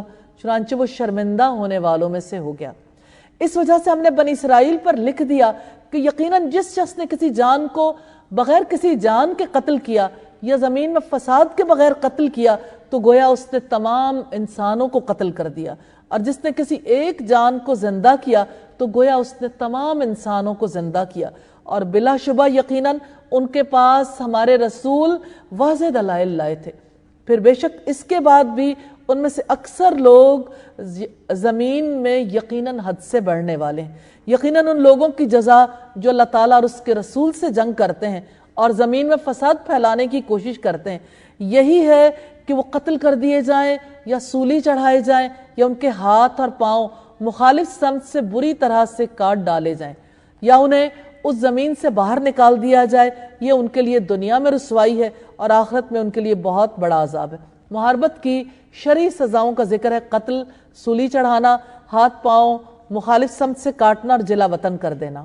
سوائے ان لوگوں کے جنہوں نے اس سے پہلے توبہ کی کہ تم ان پر قابو پا جاؤ تو جان لو اللہ تعالیٰ بے حد بخشنے والا، نہایت رحم والا ہے۔ رکوع نمبر 10 ہے، تلاوت سنیں گے پہلی آیت کی۔ یا ایہا الذین آمنوا اتقوا اللہ وابتغوا الیہ الوسیلۃ وجاہدوا فی سبیلہ لعلکم تفلحون۔ اے لوگو جو ایمان لائے ہو، اللہ تعالیٰ سے ڈر جاؤ اور اس کی طرف قرب تلاش کرو، یعنی وسیلہ تلاش کرو اور اس کی راہ میں جہاد کرو تاکہ تم کامیاب ہو جاؤ۔ یہاں اس مقام پر وسیلے کی وضاحت کی ضرورت ہے۔ شرعی وسیلہ وہ ہے جس کا اللہ تعالیٰ نے اپنی کتاب میں حکم دیا ہے، جس کی نبی صلی اللہ علیہ وسلم نے وضاحت فرمائی ہے کہ ان اعمال کو اپنا کر اللہ کا تقرب حاصل کرو۔ اور ممنوع وسیلہ یہ ہے کہ ایسے اعمال وسیلہ سمجھ کر اختیار کیے جائیں جو اللہ تعالیٰ کی کتاب اور محمد رسول اللہ صلی اللہ علیہ وسلم کی سنت کی روح کے خلاف ہوں، بلکہ شریعت میں اس کی حیثیت حرام یا مکروہ کی ہو۔ اسی مقام پر یہ بھی دیکھنے کی ضرورت ہے کہ دنیاوی وسیلے ذرائع کی حیثیت رکھتے ہیں۔ مثال کے طور پر رزق حاصل کرنے کے لیے کوئی تجارت کرتا ہے، ملازمت کرتا ہے یا اجرت حاصل کرتا ہے، سب ذرائع جائز ہیں، لیکن رزق کے حصول کے لیے سود، چوری، ذخیرہ اندوزی، خیانت کو ذریعہ بنایا جائے تو حرام ہے۔ اسی طرح صحت کے حصول کے لیے دواؤں سے علاج کروانا جائز ہے، لیکن حرام زہریلی اور ناپاک دواؤں سے علاج کرنا حرام ہے۔ یقیناً جن لوگوں نے کفر کیا، اگر واقعتاً ان کے پاس وہ سب کچھ ہو جو زمین میں ہے اور اتنا بھی اس کے ساتھ ہو تاکہ وہ اس کو قیامت کے دن کے عذاب سے فدیے میں دے دیں، تو وہ ان سے قبول نہیں کیا جائے گا اور ان کے لیے دردناک عذاب ہے۔ وہ ارادہ کریں گے کہ آگ سے نکل جائیں، حالانکہ وہ اس سے ہرگز نکلنے والے نہیں ہوں گے اور ان کے لیے ہمیشہ رہنے والا عذاب ہے۔ اور چوری کرنے والا مرد اور چوری کرنے والی عورت، سو تم دونوں کے ہاتھ کاٹ دو، یہ اس کا بدلہ ہے جو ان دونوں نے کمایا، اور اللہ تعالیٰ کی طرف سے عبرت۔ پھر جس نے اپنے ظلم کے بعد توبہ کی اور اصلاح کر لی تو یقیناً اللہ تعالیٰ اس کی توبہ قبول کرے گا۔ بے شک اللہ تعالیٰ بے حد بخشنے والا، نہایت رحم والا ہے۔ عبداللہ بن عمر سے روایت ہے کہ رسول اللہ کے عہد مبارک میں ایک عورت نے چوری کی تو اس کا دایاں ہاتھ کاٹ دیا گیا۔ اس نے عرض کی، اللہ کے رسول میری توبہ کی گنجائش ہے۔ اب اگر دیکھا جائے ہاتھ کٹ گیا تو وہ تو اس جرم کی سزا تھی، توبہ تو اس لیے کہ اللہ کے قانون کی خلاف ورزی کی ہے۔ تو اب دیکھیں کہ وہ عورت کیسی ایمان والی تھی، اس سے خطا ضرور ہوئی، لیکن کہا کہ کیا میرے لیے توبہ کی گنجائش ہے؟ تب اللہ تعالیٰ نے یہ آیت نازل فرمائی۔ پھر جو شخص توبہ کرے اپنی زیادتی کے بعد تو اگر اصلاح کر لے تو توبہ کرنے والے کو اللہ تعالیٰ معاف فرمانے والے۔ الم تعلم ان اللہ لہ ملک السماوات والارض، کیا آپ نہیں جانتے کہ یقیناً اللہ ہی کے لیے آسمانوں اور زمین کی بادشاہت؟ وہ جس کو چاہتا ہے عذاب دیتا ہے اور جس کو چاہتا ہے معاف کر دیتا ہے، اور اللہ تعالیٰ ہر چیز پر پوری طرح قدرت رکھنے والا ہے۔ سیدنا ابو ذر سے روایت رسول اللہ نے فرمایا، اللہ تعالیٰ فرماتے ہیں، اے ابن آدم تم سب گناہ گار ہو مگر جسے میں عافیت دوں، لہٰذا مجھ سے بخشش مانگو میں تمہیں بخش دوں گا۔ اور جو جانتا ہے کہ میں بخشش دینے پر قدرت رکھتا ہوں، پھر اس نے مجھ سے بخشش مانگی تو میں اسے اپنی قدرت سے بخش دوں گا اور مجھے کوئی پرواہ نہیں ہے۔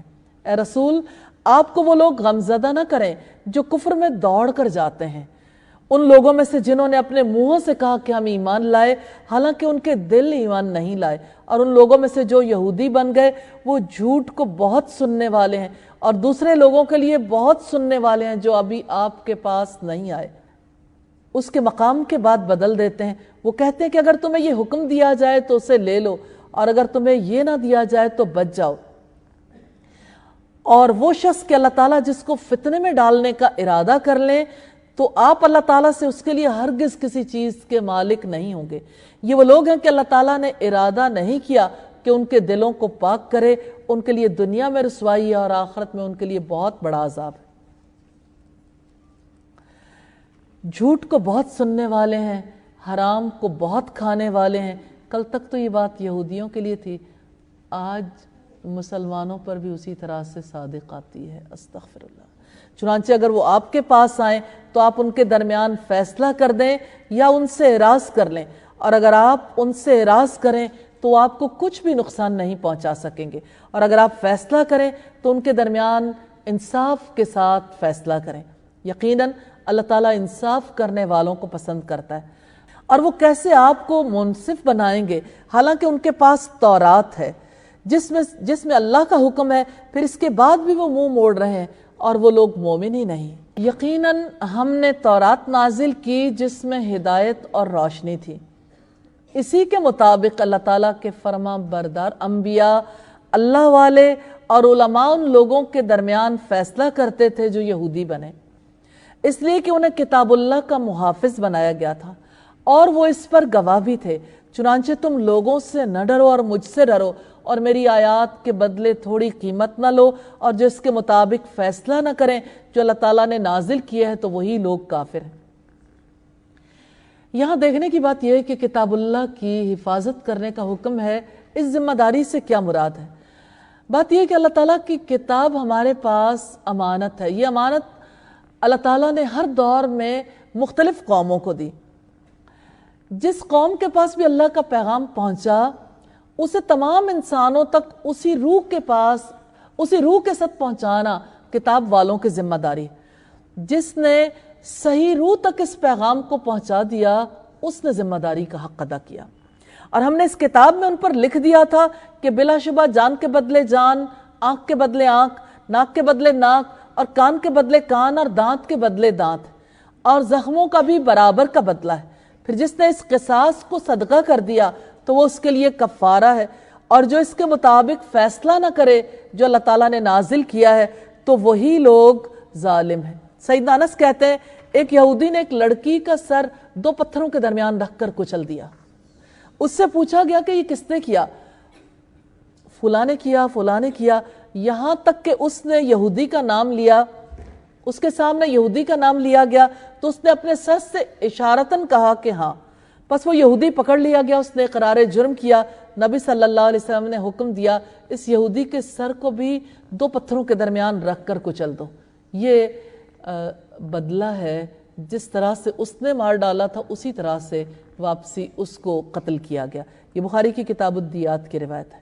اور ہم نے ان کے پیچھے ان کے قدموں کے نشانوں پر عیسیٰ ابن مریم کو بھیجا جو اس سے پہلے تورات کی تصدیق کرنے والا تھا، اور ہم نے اس کو انجیل عطا کی جس میں ہدایت اور روشنی تھی، اور جو اپنے سے پہلے تورات کی تصدیق کرنے والی تھی اور متقی لوگوں کے لیے ہدایت اور نصیحت تھی۔ اور لازم ہے کہ اہل انجیل اسی کے مطابق فیصلے کریں جو اللہ تعالیٰ نے اس میں نازل کیا ہے، اور جو اس کے مطابق فیصلے نہ کریں جو اللہ تعالیٰ نے نازل کیا ہے تو وہی لوگ فاسق ہیں۔ اور ہم نے آپ کی طرف یہ کتاب حق کے ساتھ نازل کی ہے جو تصدیق کرنے والی ہے اس کے لیے جو کتاب میں سے اس سے پہلے ہے، اور ان پر نگہبان ہے۔ چنانچہ آپ ان کے درمیان اس کے مطابق فیصلہ کریں جو اللہ تعالیٰ نے نازل کیا ہے، اور جو حق آپ کے پاس آیا ہے اسے چھوڑ کر ان کی خواہشات کی پیروی نہ کرو۔ تم میں سے ہر ایک کے لیے ہم نے ایک راستہ اور ایک طریقہ مقرر کر دیا ہے، اور اگر اللہ تعالیٰ چاہتا تو وہ ضرور تمہیں ایک ہی امت بنا دیتا، لیکن وہ چاہتا ہے کہ اس میں تمہاری آزمائش کرے جو اس نے تمہیں عطا کیا ہے۔ چنانچہ تم بھلائیوں میں سبقت لے جاؤ، تم سب کو اللہ تعالیٰ کی طرف پلٹ کر جانا ہے، پھر تمہیں وہ اس چیز کے متعلق بتائے گا جس میں تم اختلاف کیا کرتے تھے۔ چنانچہ تم بھلائیوں میں سبقت لے جاؤ، یعنی جلدی سے نیکی کے کام کرو، ایک دوسرے سے سبقت لے جاؤ، ان کو مکمل کرو۔ آگے بڑھنے میں 2 امور کا ہونا ضروری ہے۔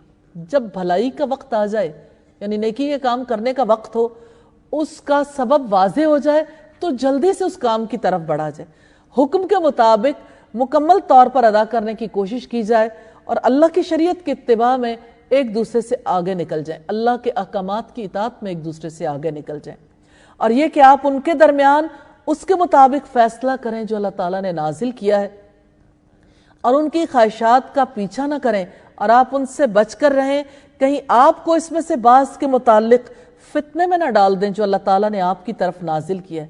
پھر اگر وہ منہ موڑ لیں تو جان لو کہ یقیناً اللہ تعالیٰ ارادہ رکھتا ہے کہ ان کے بعض گناہوں کی وجہ سے انہیں مصیبت میں مبتلا کر دے، اور بلا شبہ انسانوں میں سے اکثر یقیناً نافرمان ہے۔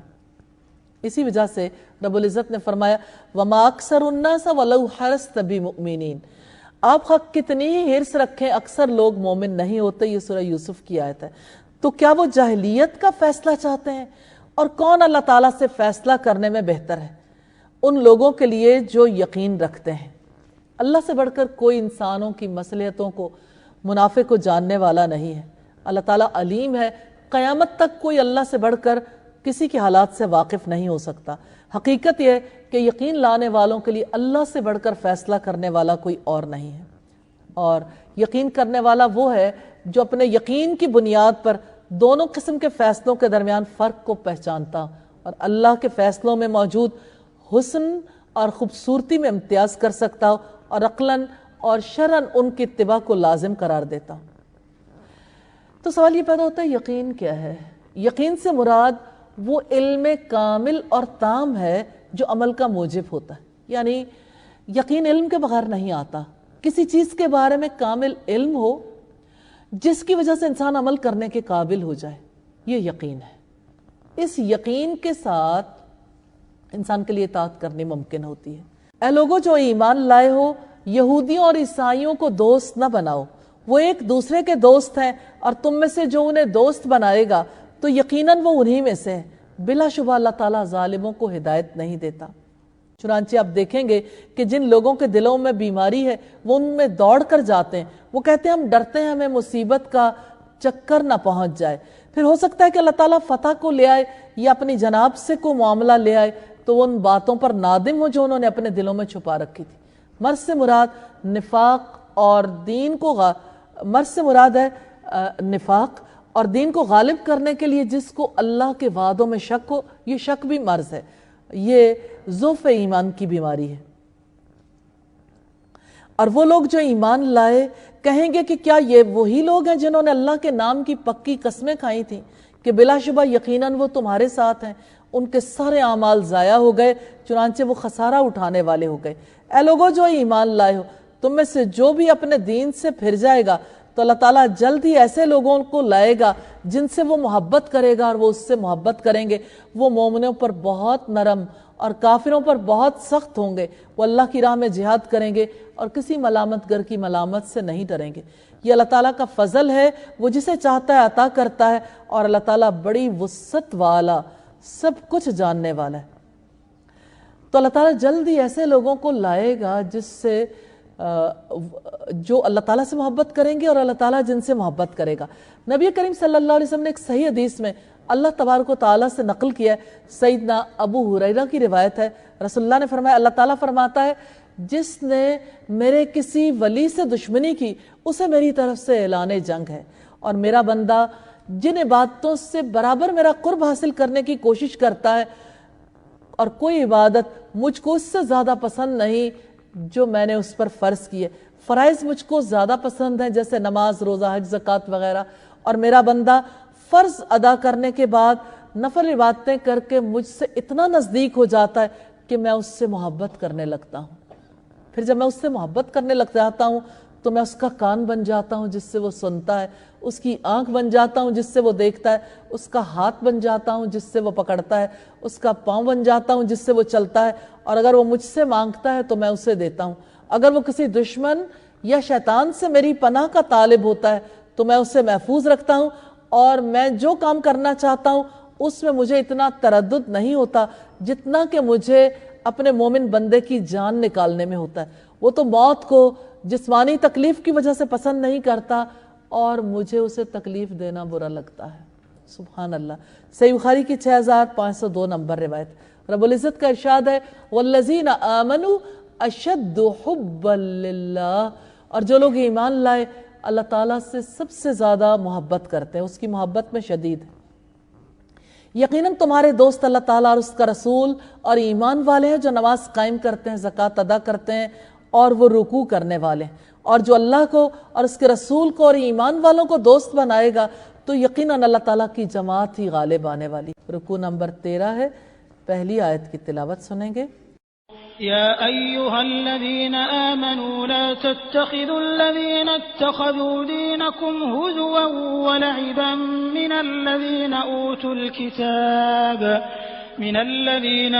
الكتاب من قبلكم والكفار أولياء واتقوا الله إن كنتم مؤمنين۔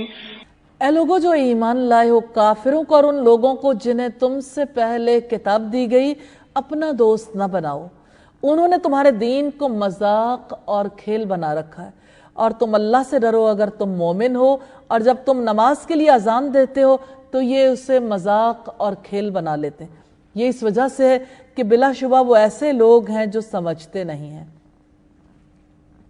کہہ دو کہ اہل کتاب، نہیں تم ہم سے انتقام لیتے ہو سوائے اس کے کہ ہم اللہ تعالیٰ پر ایمان لائے، اور اس پر بھی جو ہماری طرف نازل کیا گیا، اور اس پر بھی جو اس سے پہلے نازل کیا گیا، اور بلا شبہ تم میں سے اکثر لوگ نافرمان ہیں۔ کہہ دو کہ کیا میں تمہیں ان کے بارے میں بتاؤں جو اللہ تعالیٰ کے ہاں جزا کے اعتبار سے زیادہ برے لوگ ہیں؟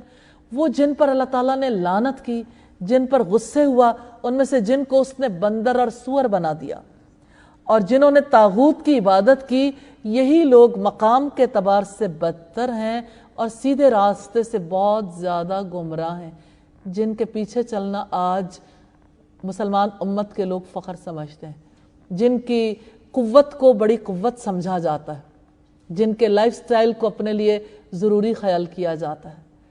اللہ رب العزت نے یہ فرمایا، میں بتاؤں تمہیں وہ لوگ جو اپنے اعمال کے اعتبار سے سب سے زیادہ برے ہیں، اور ان کی برائی کو مجسم صورت میں اللہ تعالیٰ نے مثال کے طور پر سامنے رکھا۔ یہ واقعات پیش آئے کہ انہی میں سے لوگ تھے جنہیں بندر اور سور بنا دیا گیا ان کے اعمال کی وجہ سے، اور انہوں نے طاغوت کی عبادت کی، یعنی ہر سرکش قوت کی عبادت کی، ان کی بات مانی، اور وہ جب آپ کے پاس آتے ہیں تو کہتے ہیں کہ ہم ایمان لائے، حالانکہ یقیناً وہ کفر کے ساتھ ہی داخل ہوئے تھے اور یقیناً اسی کے ساتھ ہی نکل گئے، اور اللہ تعالیٰ اس کو زیادہ جانتا ہے جو وہ چھپاتے تھے۔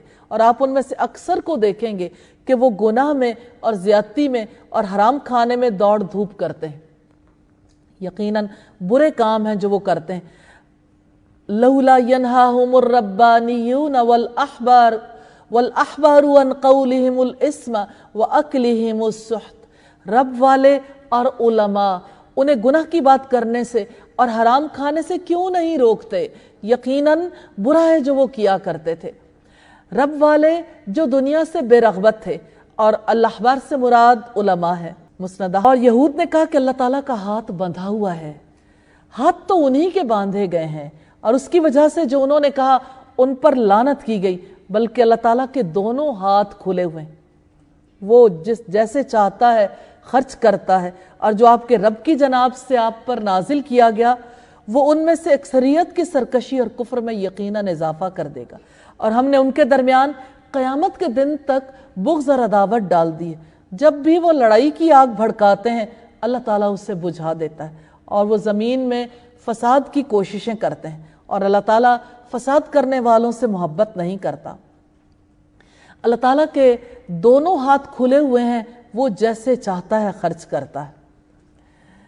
رسول اللہ صلی اللہ علیہ وسلم نے فرمایا، اللہ تعالیٰ فرماتا ہے کہ بندوں میری راہ میں خرچ کرو، میں بھی تم پر خرچ کروں گا، اور فرمایا اللہ تعالیٰ کا ہاتھ بھرا ہوا ہے، رات اور دن کے مسلسل خرچ سے بھی کم نہیں ہوتا، اور فرمایا تم نے دیکھا نہیں جب سے اللہ تعالیٰ نے زمین اور آسمان کو پیدا کیا مسلسل خرچ کیے جا رہا ہے، لیکن اس کے ہاتھ میں کوئی کمی نہیں ہوتی۔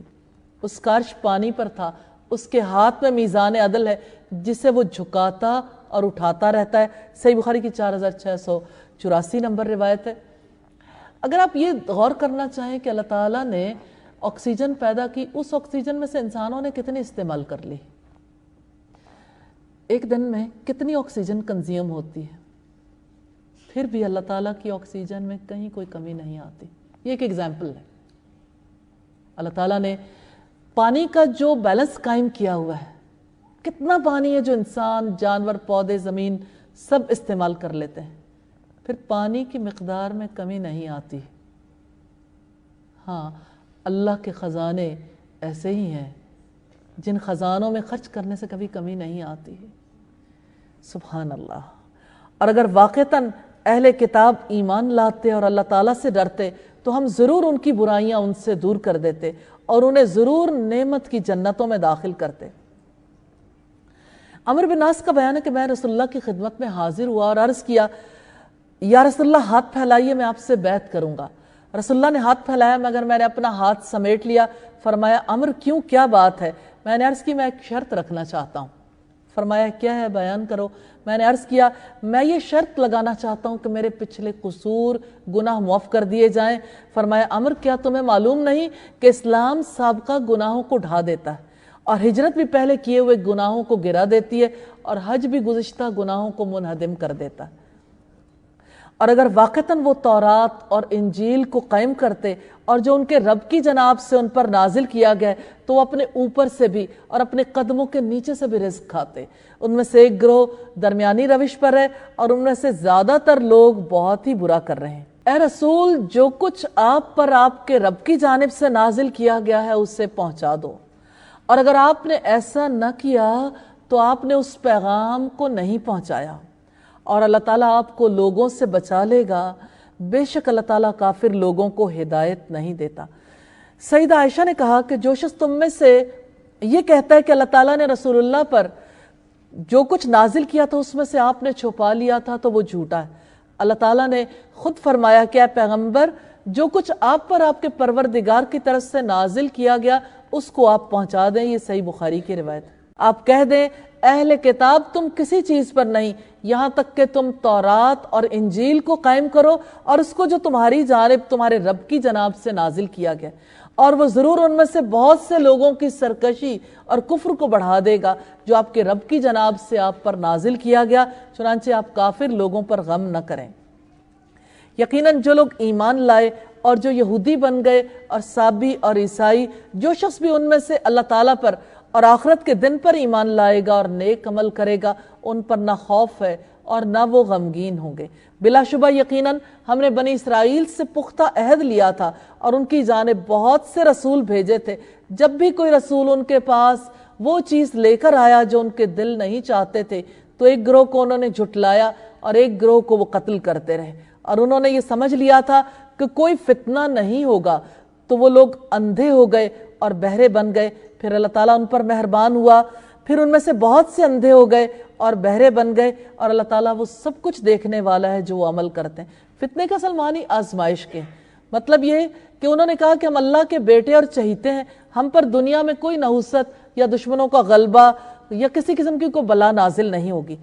بنی اسرائیل یہ گمان کرتے تھے کہ نافرمانیوں پر اللہ تعالیٰ کا عذاب نہیں آئے گا، انہیں سزا نہیں دی جائے گی، انہیں گناہوں، سختیوں اور شدائد میں مبتلا نہیں کیا جائے گا، مگر ان پر بلا نازل ہوئی۔ چنانچہ جب وہ پہلی بار شعیب علیہ السلام کے زمانے میں حق سے بے بہرا ہوئے، بہرے اور اندھے ہو گئے، تو اللہ تعالیٰ نے ان پر بابل کے کافر اور ظالم بادشاہ بخت نصر کو مسلط کر دیا، جس نے ہیکل کی اینٹ سے اینٹ بجا دی، مسجد اقصی کو جلا دیا، ان کے اموال لوٹے، ان کی اکثریت کو لونڈی غلام بنا کر بابل لے گیا۔ لَقَدْ كَفَرَ الَّذِينَ قَالُوا إِنَّ اللَّهَ هُوَ الْمَسِيحُ ابْنُ مَرْيَمَ، بلا شبہ ان لوگوں نے یقیناً کفر کیا جنہوں نے کہا کہ یقیناً مسیح ابن مریم ہی اللہ ہے، حالانکہ مسیح نے کہا تھا کہ اے بنی اسرائیل اللہ تعالیٰ کی عبادت کرو جو میرا رب بھی ہے تمہارا رب بھی، اور یقیناً جس نے اللہ تعالیٰ کے ساتھ شرک کیا تو یقیناً اس پر اللہ تعالیٰ نے جنت حرام کر دی اور اس کا ٹھکانہ آگ ہے اور ظالموں کا کوئی مددگار نہیں۔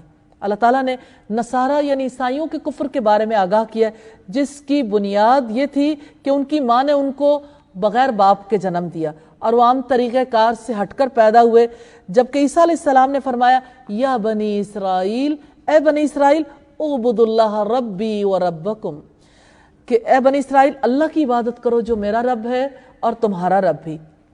تو اللہ تعالیٰ کی شان ان کے شرکیہ کلمے سے پاک ہے۔ مسیح اللہ تعالیٰ کے بندے اور اس کے رسول ہیں، انہوں نے گہوارے میں جو باتیں کی تھیں اس سے بھی یہ ثابت ہوتا ہے۔ یہ روایت مختصر ابن کثیر کی۔ بلا شبہ یقیناً ان لوگوں نے کفر کیا جنہوں نے کہا کہ اللہ تعالیٰ تین میں سے تیسرا ہے، حالانکہ ایک ہی معبود کے سوا کوئی معبود نہیں، اور اگر وہ اس بات سے باز نہ آئے جو وہ کہتے ہیں تو ان لوگوں میں سے جنہوں نے کفر کیا انہیں ضرور بضرور دردناک عذاب پہنچے گا۔ تو کیا وہ اللہ سے توبہ نہیں کریں گے؟ افلا یتوبون الی اللہ، تو کیا وہ اللہ سے توبہ نہیں کریں گے اور وہ اس سے بخشش نہیں مانگیں گے؟ اور اللہ تعالیٰ بے حد بخشنے والا، نہایت رحم والا ہے۔ اللہ تعالیٰ تو اس کو بھی بخش دیتا ہے جس کی سمندر کی جھاگ کے برابر گناہ ہو۔ حافظ ابن کثیر کہتے ہیں کہ اللہ تعالیٰ کا یہ اپنے بندوں کے ساتھ لطف و کرم ہے، فضل اور رحمت کا معاملہ ہے کہ اتنے بڑے گناہ کے باوجود اللہ تعالیٰ توبہ استغفار کی طرف بلاتا ہے اور پھر بھی موقع دیتا ہے، اب بھی جھک جاؤ، معاف کر دوں گا، اپنے دامن رحمت میں لے لوں گا۔ مسیح ابن مریم تو صرف ایک رسول ہے، یقیناً اس سے پہلے بھی بہت سے رسول گزر چکے ہیں، اور اس کی ماں صدیقہ تھی۔ یہ حقیقت ہے تین معبودوں کی تثلیث کی، ٹرینٹی کی۔ وہ دونوں کھاتے تھے۔ آپ دیکھیں ہم کیسے ان کے لیے نشانیاں کھول کھول کر بیان کر رہے ہیں۔ پھر آپ دیکھیں کہ وہ کدھر سے پھرائے جا رہے ہیں۔ عقیدہ تثلیث کی تردید میں رب العزت نے انتہائی سادہ دلائل دیے۔ عیسیٰ علیہ السلام انسان تھے، ایک عورت کے پیٹ سے پیدا ہوئے، کھانا کھاتے تھے۔ یہ سب انسان ہونے کے دلائل ہیں، خدا ہونے کے دلائل نہیں ہیں، الہ ہونے کے دلائل نہیں۔ قُلْ أَتَعْبُدُونَ مِن دُونِ اللَّهِ مَا لَا يَمْلِكُ لَكُمْ ضَرًّا وَلَا نَفْعًا۔ آپ کہہ دیں کیا تم اللہ کو چھوڑ کر ان کی عبادت کرتے ہو جو تمہارے نقصان کا اختیار رکھتے ہیں اور نہ ہی نفع کا، اور اللہ تعالیٰ سب کچھ سننے والا، سب کچھ جاننے والا ہے۔ آپ کہہ دیں اے اہل کتاب، اپنے دین میں ناحق حد سے نہ بڑھو اور اس قوم کی خواہشات کے پیچھے نہ چلو جو اس سے پہلے یقیناً گمراہ ہو چکے، اور بہت سوں کو انہوں نے گمراہ کر دیا اور وہ بھی سیدھے راستے سے گمراہ ہو گئے۔ یہ ایک دلیل ہے کہ دین میں غلو کرنا جائز نہیں، جیسا کہ بہت سے لوگ طہارت میں غلو کرتے ہیں، بہت سے لوگ صالحین اور ان کی قبروں کے سلسلے میں غلو کرتے ہیں اور بتوں کی پرستش کرتے ہیں۔ ابن عباس سے روایت ہے، انہوں نے سیدنا عمر کو منبر پر یہ کہتے ہوئے سنا تھا کہ میں نے نبی صلی اللہ علیہ وسلم سے سنا، آپ فرماتے تھے مجھے میرے مرتبے سے زیادہ نہ بڑھاؤ جیسے عیسیٰ ابن مریم کو نصارہ نے بڑھایا۔ میں تو صرف اللہ کا بندہ ہوں، اس لیے یہی کہا کرو میرے متعلق کہ میں اللہ کا بندہ اور اس کا رسول ہوں۔ صحیح بخاری کی 3445 نمبر روایت۔ آخری آیات ہیں اور پہلی آیت کی تلاوت سنیں گے۔ لعن الذين كفروا من بني إسرائيل على لسان داود وعيسى بن مريم ذلك بما عصوا وكانوا يعتدون۔ بنی اسرائیل میں سے ان لوگوں پر جنہوں نے کفر کیا، داؤد اور عیسیٰ ابن مریم کی زبان سے لعنت کی گئی۔ یہ اس وجہ سے کہ انہوں نے نافرمانی کی اور وہ حد سے گزر جاتے تھے۔ وہ ایک دوسرے کو اس برائی سے منع نہیں کرتے تھے جس کو وہ کر لیتے تھے۔ یقیناً بہت ہی برا ہے جو وہ کر رہے تھے۔ آپ ان میں سے اکثر کو دیکھتے ہیں جو ان لوگوں کو دوست بناتے ہیں جنہوں نے کفر کیا۔ یقیناً بہت ہی برا ہے جو انہوں نے اپنی جانوں کے لیے آگے بھیجا کہ ان پر اللہ تعالیٰ سخت ناراض ہوا اور وہ عذاب میں ہمیشہ رہنے والے ہیں۔ اور اگر وہ اللہ تعالیٰ پر اور نبی پر اور اس پر ایمان رکھتے ہوتے جو ان کی جانب نازل کیا گیا تو وہ انہیں دوست نہ بناتے، لیکن ان میں سے اکثر نافرمان ہیں۔ آپ بلا شبہ ان لوگوں کی دشمنی میں جو ایمان لائے سب سے سخت یہود کو پاؤ گے، اور ان لوگوں کو جنہوں نے شرک کیا، اور یقیناً آپ ان سب سے دوستی میں زیادہ قریب ان لوگوں سے جو ایمان لائے ان لوگوں کو پاؤ گے جنہوں نے کہا کہ یقیناً ہم نصارہ ہیں۔ اس کی وجہ یہ ہے کہ یقیناً ان میں علماء اور راہب ہیں اور بلا شبہ وہ تکبر نہیں کرتے۔ بنی اسرائیل میں سے ان لوگوں پر کفر کیا گیا، ان لوگوں میں سے جنہوں نے کفر کیا، داؤد علیہ السلام اور عیسیٰ علیہ السلام کی زبان سے لعنت کی گئی۔ عبداللہ بن عباس کا قول ہے کہ بنی اسرائیل پر ہر زبان سے لعنت کی گئی۔ عہد موسیٰ میں تورات میں لعنت کی گئی، عہد عیسیٰ میں انجیل میں لعنت کی گئی، داؤد علیہ السلام کے عہد میں زبور میں لعنت کی گئی، اور محمد صلی اللہ علیہ وسلم کے عہد میں قرآن مجید میں لعنت کی گئی۔ استغفر اللہ۔ کہ وہ اصل سبب کیا تھا کہ وہ ایک دوسرے کو برائی سے نہیں روکتے تھے۔ روایت ہے کہ جب اسرائیلی گناہ کرنے لگتے تو انہیں ان کے علماء روکتے تھے لیکن وہ باز نہیں آتے تھے۔ پھر علماء نے ان سے قطع تعلق نہیں کیا، یہ بہت اہم بات ہے۔ ان کی مجلسوں میں اٹھتے بیٹھتے رہے، ان کے ساتھ کھاتے پیتے رہے۔ آخر کار اللہ تعالیٰ نے اس وجہ سے ان کے دلوں پر مہر لگا دی، اور داؤد علیہ السلام اور عیسیٰ علیہ السلام کی زبان سے بھی ان پر لعنت کی گئی، کیونکہ وہ نافرمانیاں کرتے تھے اور ظلم کرتے تھے۔ آپ صلی اللہ علیہ وسلم جب یہ بات کر رہے تھے تو ٹیک لگائے بیٹھے تھے۔ آپ نے بیٹھ کر فرمایا، اس کی قسم جس کے ہاتھ میں میری جان ہے، تمہارا فرض ہے کہ لوگوں کو خلاف شرع باتوں سے روکتے رہو اور ان سے شریعت کی پابندی کرواتے رہو۔ اسرائیلیوں میں سب سے پہلی برائی اس طرح گھسی کہ ایک دوسرے کو برا کام کرتے دیکھتا تو کہتا، اے شخص یہ کام چھوڑ دو، اللہ سے ڈر جاؤ، کیونکہ یہ تیرے لیے حلال نہیں۔ دوسرے دن اس سے ملتا اور اس کے ساتھ اٹھتا بیٹھتا، کھاتا پیتا۔ پھر جب انہوں نے ایسا کیا تو حق تعالیٰ نے ان کے دلوں پر مہر لگا دی۔ تو یہ اصل بات ہے جس کی وجہ سے بنی اسرائیل برباد ہوئے، ان کے اندر سے نیکی کا وہ سارا سلسلہ ہی ختم ہو گیا۔ کہ ان لوگوں میں ایسے لوگ ہیں، یعنی عیسائیوں میں، جو علماء ہیں، راہب ہیں، اور بلا شبہ وہ تکبر نہیں کرتے۔ عیسائیوں کے بارے میں اللہ تعالیٰ نے وضاحت کی ہے کہ ان کا دل اللہ تعالیٰ سے جڑا ہوا ہے، ان میں غرور نفس نہیں ہے۔ سیدنا سعید بن جبیر کہتے ہیں ان میں اصحاب نجاشی شامل ہیں۔ آپ نجاشی کے بارے میں جانتے ہیں، حبشہ کا بادشاہ تھا، اس لیے کہ ان میں عالم بھی ہیں اور مشائخ بھی، یعنی ان کے اندر علماء اور گرجاؤں میں عبادت کرنے والے عبادت گزار ہیں۔